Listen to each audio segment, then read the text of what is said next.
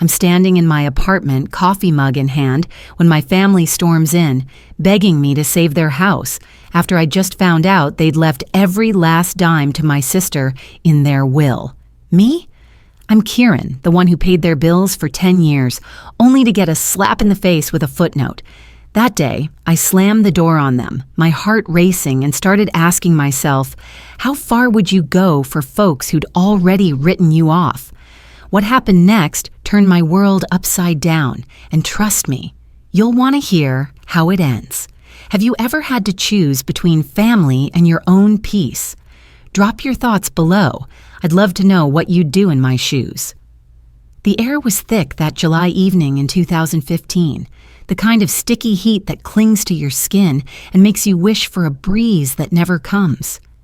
I was hunched over my tiny kitchen table in Raleigh, a checkbook splayed out in front of me, the pen feeling heavier than it should have for a 22-year-old just out of college. I never pictured myself as the one holding this family together, not so soon anyway, but there I was, scribbling out a mortgage payment for Mom and Dad's house, the ink bleeding slightly as I pressed too hard. The cicadas hummed outside my cracked window, their chorus blending with faint fiddle music drifting from some nearby fair. A reminder that summer was supposed to be carefree. Instead, I was tallying numbers in my head, wondering how I'd gotten here so fast. It started a few weeks earlier, right after I landed my first real job at an insurance firm downtown. The phone rang one muggy afternoon and Ellis's voice crackled through, gruff as ever. "Money's tight, Kieran," he'd said, like it was just a passing thought, not a plea. I could hear the TV blaring in the background, some game show Nola loved, and I pictured him slouched in that worn recliner, his work boots still on. I didn't hesitate long. I mailed the check that same week, a crisp envelope with my shaky signature on it.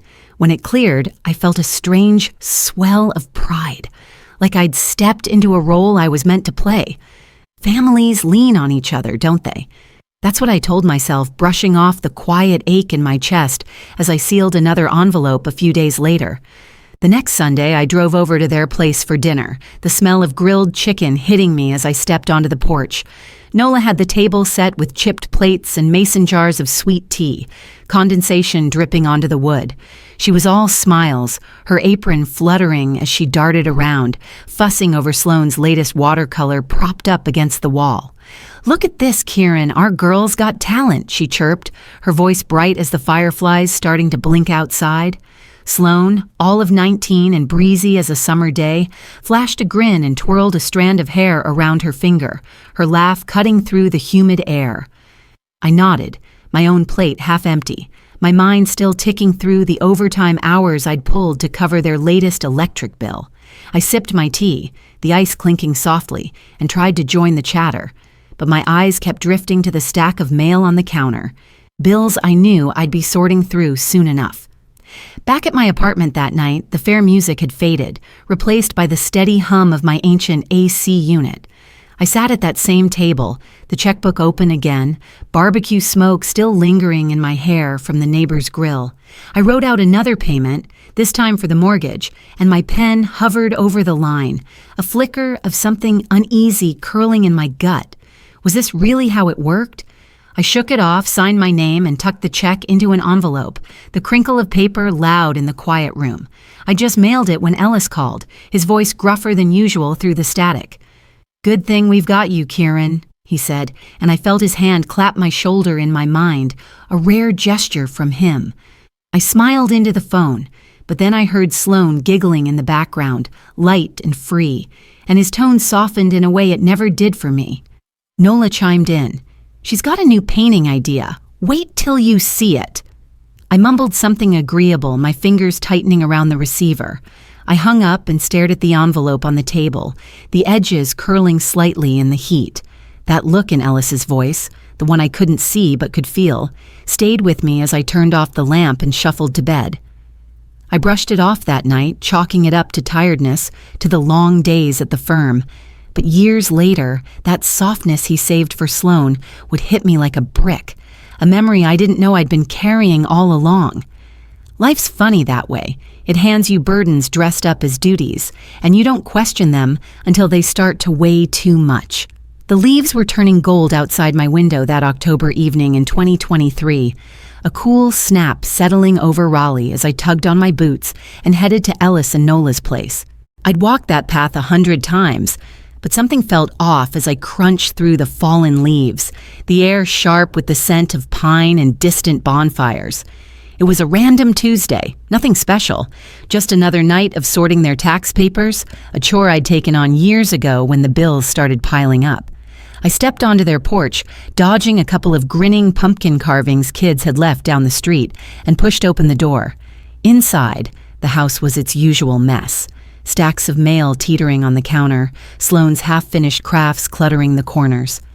I set my bag down, the weight of 31 years pressing into my shoulders, and poured myself a coffee from the pot Nola always kept warm. I settled at their dining table, a chipped oak thing we'd eaten Sunday dinners on since I was a kid, and started flipping through the papers. It was the same old routine: receipts, utility stubs, a few late notices I'd quietly paid off over the years. My mind wandered back to those checks I'd been writing since 2015, the ones that kept this roof over their heads. I was halfway through a pile when my fingers brushed a folder tucked beneath a stack of junk mail, its label catching the dim light. Estate plan. Curiosity tugged at me. I hadn't seen this one before. I glanced toward the living room. Ellis was sprawled in his recliner, eyes glued to a football game, Nola humming somewhere in the kitchen, and slid it open. The first page was typed neat and cold. Everything, the house, their savings, all of it left to Sloane. My name was there, sure, but just a footnote, a polite nod next to our daughters. My coffee mug slipped from my hand, hitting the table with a dull thud, dark liquid pooling across the wood and dripping onto my jeans. I sat there, staring at the stained page, my pulse loud in my ears. 10 years of mortgage payments, grocery runs, late-night calls about bills. They flickered through my mind like a bad movie reel.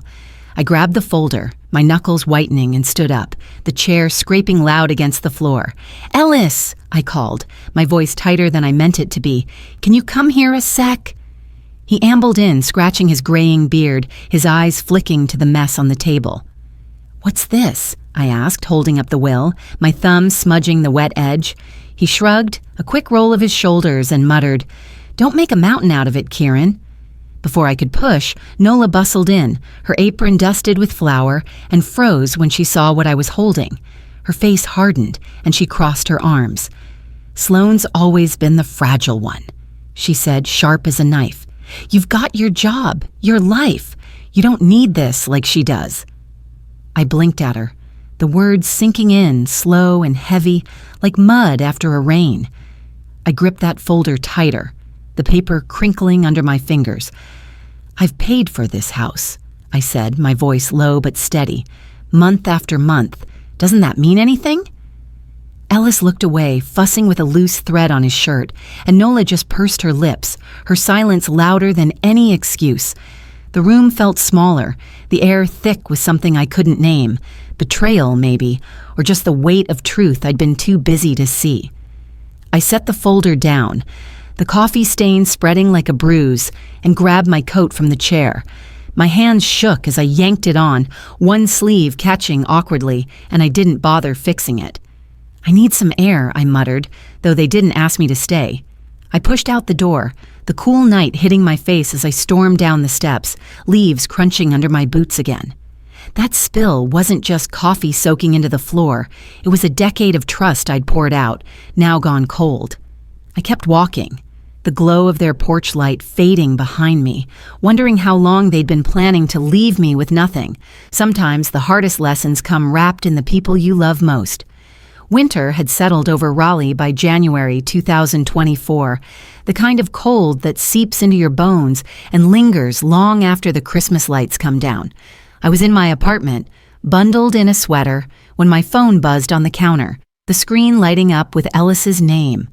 "Kieran, the electric bill's late," his text read, blunt as a hammer, like I was still the family's go-to fix after all these years. I stared at it, my breath fogging in the chilly air as I stood by the window, watching a few stray snowflakes drift past. The new coffee maker I'd splurged on hummed softly behind me. a small comfort I'd earned for myself, but even that couldn't shake the sour twist in my gut. I'd walked away from their house that fall night with doubts gnawing at me, and now those doubts were turning into something sharper, something I couldn't ignore. I sighed and opened my banking app, the numbers glaring back at me like an old friend who'd overstayed their welcome. Ellis's message wasn't the first. They'd been trickling in since October. Water bills, gas, a leaky faucet Nola swore they couldn't afford to fix. I typed in a small amount, just enough to keep their lights on, my jaw tightening as I hit transfer. The confirmation pinged and I tossed the phone onto the couch, rubbing my temples. I'd been sending checks since I was 22, a decade of keeping their lives afloat, and Nola's voice from that night, sharp and certain, saying Sloan needed more, rang louder in my ears now. I grabbed my coat and scarf, needing air, needing something to drown out the noise in my head, and headed to the coffee shop a few blocks over where I'd agreed to meet them. The place was warm when I stepped inside, the smell of espresso cutting through the chill clinging to my clothes. Nola was already there, perched at a corner table with a latte steaming in her hands, her graying hair pulled back tight. Sloan lounged beside her, all 28 years of her wrapped in a new scarf I hadn't seen before, waving a shiny phone like it was a trophy. "Got it on sale," she chirped, her grin wide as she scrolled through something, oblivious to the way my eyes narrowed. Nola leaned forward, her voice dropping low, almost pleading. "Things are tight, Kieran. Really tight," she said, stirring her drink and glancing at me over the rim. I gripped my own mug, the ceramic warm against my palms, and stirred the coffee slowly, the spoon clinking against the sides. "Been tight for a while," I murmured, keeping my gaze on the swirl of cream disappearing into the black. She sighed, a little too loud, and I felt that old pull, the one that always made me reach for my wallet. But this time I stayed quiet, letting the silence stretch. Back home that evening, the snow had picked up, dusting the street outside in a thin white layer. I kicked off my boots and sank onto the couch, the coffee maker still humming its steady tune. My phone buzzed again, Nola this time, a voicemail. I ignored it and opened my bank app instead, scrolling through the transactions. Years of savings chipped away month after month, all those checks I'd written staring back at me like a ledger of misplaced trust. My hand shook as I set my mug down, the coffee sloshing over the edge, and I wiped it up with a napkin, the motion automatic. The phone rang then, insistent, and I answered without thinking. Nola's voice cracked through the line, thick with worry. "Kieran, we might lose the house. Sloan can't handle this kind of stress, you know that." I cut her off, my voice sharper than I'd meant it to be. "Neither can I, Mom. Not anymore." I pressed end, the click echoing in the quiet, and stood there, staring out at the snow piling up against the glass. 10 years I'd given them, and I was still the one they leaned on. When would it be my turn to lean back? I turned off the phone and let it drop onto the cushion, the weight of their expectations settling heavy on my shoulders. The snow kept falling, soft and relentless, and I knew it wouldn't be long before they showed up at my door, asking for more. Loyalty's a funny thing. It binds you tight until you realize it's only flowing one way. Spring had just begun to nudge its way into Raleigh that March morning in 2024, the air crisp and alive with the scent of new growth. I was standing in my kitchen, savoring the quiet hum of my apartment, when the doorbell buzzed sharp and sudden, cutting through the stillness like a knife. I'd figured they'd show up eventually. Those weeks of dodging their calls couldn't last forever.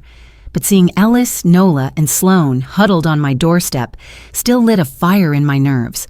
Through the peephole, I caught the pink flush of dogwood blooms outside my window, a soft contrast to the storm brewing in my chest. I set my coffee mug down on the counter, the steam curling up slow, and took a deep breath before turning the knob. My living room, neat as a pin with its secondhand couch and potted fern, felt like a sanctuary about to be overrun. I swung the door open, and there they were.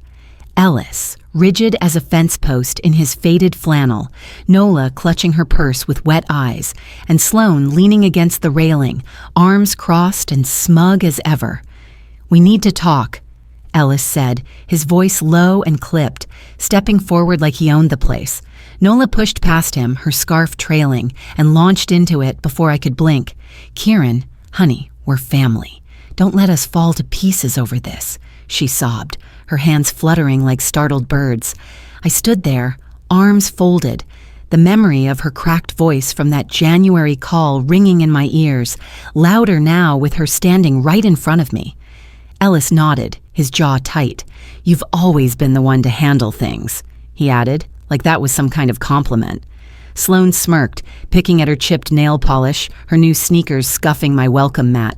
"Yeah, Kieran, chill out. It's just money," she tossed out, her tone light as if I hadn't spent a decade pouring mine into their lives. I turned back to the counter, my fingers brushing the mug's handle, and then I set it down hard, the thud bouncing off the walls. The sound snapped something loose inside me, and I faced them, my voice steady despite the heat climbing up my neck. 10 years, I said, pointing at the floor like it held every check I'd ever written. 10 years of my money keeping that house afloat, and you left me nothing, not a dime in that will.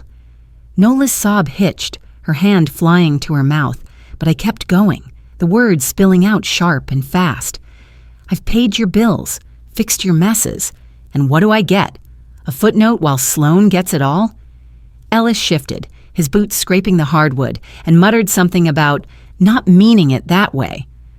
Sloane rolled her eyes, flicking a speck of dirt off her sleeve, but I saw the flicker of unease in her cocky grin. Nola reached for my arm, tears streaking her cheeks. "We thought you'd understand. She's not strong like you," she whispered, her grip trembling.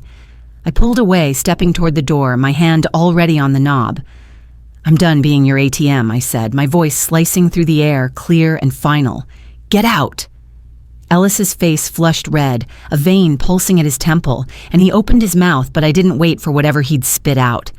Nola gasped, clutching her chest like I'd struck her, and Sloane straightened, her smirk fading fast. I swung the door wide, holding it firm against the frame, my knuckles white.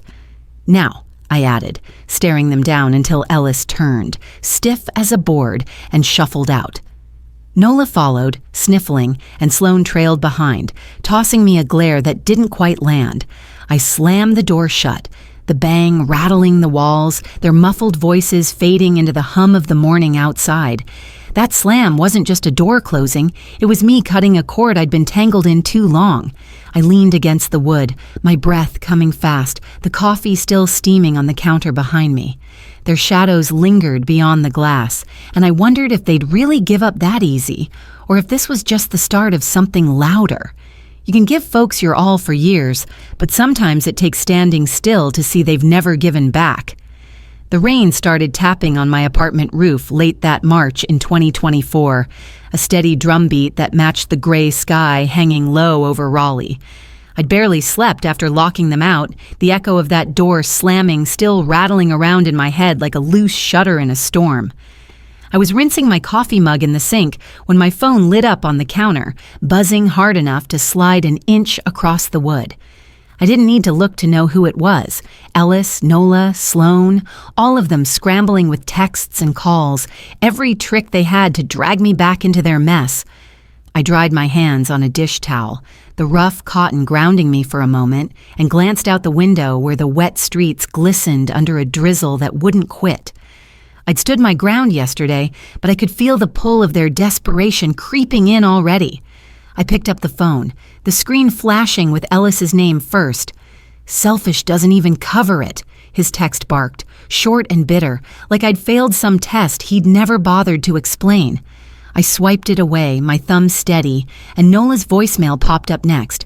Her voice spilled out when I hit play, wobbly and wet with tears. "Kieran, how could you turn your back on us like this?" she wailed, the words dissolving into a sniffle. I pressed delete mid-sentence, my chest tight but my hands calm, and scrolled to Sloane's message. "Seriously, just send the money already," she'd typed, like I'd forgotten to pick up milk or something. I stared at it, her bratty tone practically dripping off the screen, and muted her number with a quick tap. The rain drummed harder outside, streaking the glass, and I leaned against the counter, letting the quiet settle over me. Their guilt trips were piling up fast, but I wasn't bending. Not this time. Work pulled me out of the apartment later that morning, the damp chill clinging to my coat as I ducked into the insurance office downtown. I was at my desk staring blankly at a stack of claims when Jessa swung by with 2 coffees in hand. She's been my best friend since our college days, 33 now and blunt as a brick, but warm in a way that cuts through the noise. "You look like you've seen a ghost," she said, plunking a cup in front of me and sliding over a blueberry muffin still warm from the bakery. I managed a half smile, picking at the wrapper, and the whole mess tumbled out. Ellis's demands, Nola's tears, Sloane's entitlement. Jessa leaned back in her chair, sipping her drink, and shook her head. "They don't deserve a dime of your heart, Kieran, not after all you've done." I tore off a piece of muffin, the sweet tang hitting my tongue, and felt a flicker of something solid take root inside me. That little pastry felt like more support than my family had scraped together in years.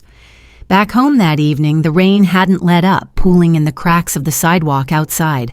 I dropped my bag by the door and sank into the couch, the damp hem of my jeans sticking to my ankles. My phone buzzed again, Nola, relentless as the weather, and I ignored it, pulling my laptop onto my knees instead. My fingers hovered over the keys, then started flying, typing out an email I'd been rehearsing in my head all day. "I'm done," I wrote, the words spilling out fast and clean. "You chose Sloane over me with that will. Deal with the consequences." I reread it once, my breath catching, and hit send before I could second-guess it. The whoosh of the outbox felt like a weight lifting, and I leaned back, exhaling long and slow. Jess's words echoed in my mind, steadying me as the rain kept its rhythm outside. But then Nola's reply pinged in, a little chime cutting through the quiet. I didn't open it, didn't need to, but the buzzing wouldn't stop, a nagging hum that followed me as I got up to brew another pot of coffee. You can't fix folks who won't fix themselves, and I was tired of trying. April rolled into Raleigh gentle and warm in 2024, the kind of spring that makes you believe in fresh starts. I stood by my kitchen window watching the sun spill gold over downtown and realized the quiet from my family didn't press down on me anymore. It was freedom, sharp and sweet, something I could taste in the air.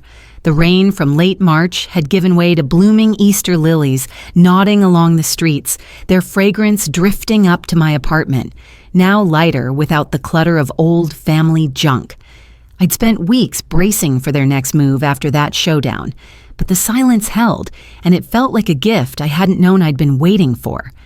Jessa's voice from our last talk, steady and sure, had taken root, blooming into something real now, a promise I was ready to claim. I was rinsing a mug when Jessa texted, her message popping up bright on my phone. "Brewery tonight, my treat." I grinned, grabbing my jacket, and met her downtown where the air buzzed with chatter and the clink of glasses. She'd snagged us a table by the window, IPAs and a basket of fried pickles already waiting, the salty crunch, a perfect match for her laugh, cutting through the haze I'd carried too long. "Look at you," she said, leaning back with a smirk, her dark hair catching the light. "You're practically glowing. Finally free of that mess." I sipped my beer, the cold bite of it waking me up, and nodded. "Took long enough," I said, my voice soft but steady, and we toasted to that, the glasses chiming like a small victory. Her words from last week, about them not deserving me, felt solid now, a lifeline I hadn't seen coming. Back home that weekend, I wandered into the living room, the late afternoon sun slanting through the blinds. A dusty family photo sat on the shelf, an old shot of Ellis, Nola, Sloane, and me at some picnic years back, all forced smiles and sunburns. I lifted it down, the frame cool in my hands, and set it aside, replacing it with one of me and Jessa from a trip to the coast last summer. We're grinning in that picture, wind-blown and happy, the ocean stretching wide behind us. I stepped back, liking the way it looked, then opened my laptop to check my savings. Mine again, no more draining off to their bills. My fingers hovered over the keys, then clicked through to book a solo trip to Wilmington, the beach calling me with its promise of salt air and open space. Just as I confirmed it, my phone pinged. "Ellis, one last jab. You'll regret this, Kieran." I read it, my thumb brushing the screen, and blocked him with a slow, deliberate tap, a smile tugging at my lips as the quiet settled back in. Later that evening, I carried my coffee out to the balcony, the warm mug cradled in my hands as the sun dipped low, painting the sky in soft pinks and oranges. I leaned on the railing, breathing deep, the spring air filling my lungs with something clean and new. "I don't owe them a damn thing, not anymore," I said aloud, the words slipping out firm and final, a weight I'd carried for years dissolving into the breeze. Jessa was right. Family's what you choose, not what you're stuck with, and I was choosing me now, choosing this peace I'd fought to find. I leaned back in my chair, plotting that Wilmington trip in my head, the miles of sand and sea stretching out like a blank page. What else could I do with all this space, this life I'd taken back? The possibilities felt endless, and for the first time in a long while, that didn't scare me. Sometimes, letting go is the kindest thing you can do, for yourself most of all. As I sat on my balcony that April evening in 2024, the sunset painting Raleigh in hues of peace, I realized letting go of my family's demands had given me a freedom I'd never known, a quiet I could finally call my own. Jessa's laughter and that Wilmington trip ahead reminded me that family isn't just what you're born into. It's what you build with folks who lift you up when the load gets heavy. In this life, we sometimes hold on too long out of love, but real strength comes from knowing when to set yourself free. And that's a lesson worth sharing. If this little tale of mine stirs something in you, I'd love to hear your thoughts. Maybe over a cup of coffee, the way good stories ought to be told.